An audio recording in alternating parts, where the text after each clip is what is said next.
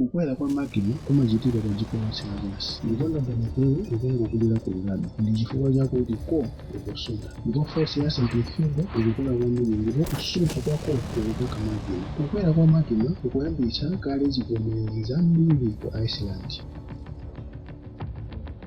Uku ndiko kuwira kwa magma ndi kupfulika kwa mphika wake zazochitika chikwi pa tsiku taganizirani. Kupfulika kofanana ndi zikuchitika za mabomba a nyukliya omwe ali ndi mphamvu wayamba kuchitika mkati mwa dziko lathu lapansi. Kukwera kwa magma kumayambitsa kupfulika kwa magma. Limodzi mwa mavolcano oopsa ndi otchuka kwambiri Yellowstone akuonetsa zizindikiro zoopsa za zivomezi. Zaka 12,000 zilizonse panali kuonjezeka kwa chilendo kwa zochitika za mavolcano. Zoopsazi zimachitika ndendende mu zaka 12,000 zilizonse. Ofufuza amakhulupirira kuti izi zimakhudza galaxy yonse muchilengedwe. Tawerengera magawo omwe idzafike pachimake komanso momwe idzathera. Tsoka la nyengo lomwe lidzatsatira lidzakhala loopsa komanso loononga kwambiri, komanso kuti dziko lapansi silidzapulumuka. Tsopano tikulowa mu nyengo yoopsa ya zaka 24,000 pa nthawi chilengedwe cha dziko lapansi chinawonongedwa ndipo chitetezo cha dziko lapansi chinafunika.